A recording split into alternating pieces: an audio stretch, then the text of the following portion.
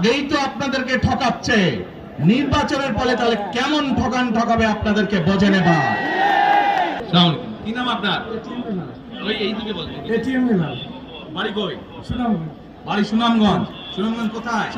এই সুনামগঞ্জের মানুষ আছে এখানে? এই লোক আপনাদের মানুষ? আচ্ছা, এখন বলেন কবে গেছিলেন আপনি? হজ না উমরায় গেছিলেন?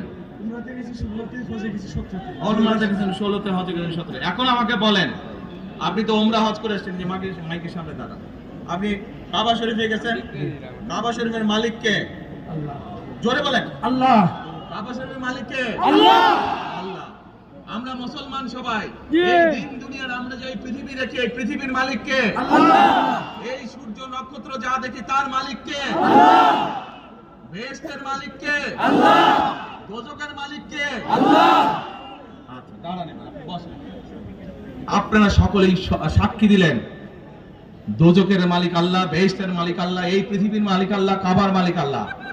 আরে ভাই, যেটার মালিক আল্লাহ সেটা কি অন্য কেউ দেওয়ার ক্ষমতা রাখে? রাখে না। তাহলে কি দাঁড়ালো? নির্বাচনের আগে একটি দল এই দিব ওই দিব বলছে, টিকিট দিব বলছে না?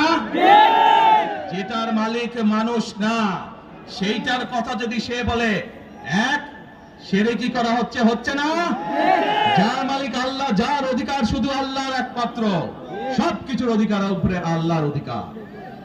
কাজেই আগেই তো আপনাদেরকে ঠকাচ্ছে, নির্বাচনের ফলে তাহলে কেমন ঠকাবে আপনাদেরকে বোঝে নেবা। শুধু ঠকাচ্ছেই না মানুষকে, যারা মুসলমান তাদেরকে শিরকি করাচ্ছে তারা। নাউজুবিল্লাহ।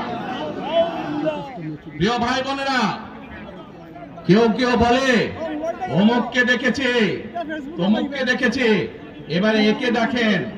প্রিয় ভাই বোনেরা, 1971 সালের যুদ্ধ, যেই যুদ্ধে লক্ষ মানুষের প্রাণের বিনিময়ে এই দেশ স্বাধীন হয়েছে, আমাদের এই প্রিয় মাতৃভূমি, সেই মাতৃভূমিকে স্বাধীন করার সময় অনেকের ভূমিকা আমরা দেখেছি, যাদের ভূমিকার কারণে এই দেশের লক্ষ লক্ষ ভাইয়েরা শহীদ হয়েছে, এই দেশের লক্ষ লক্ষ মা বোনেরা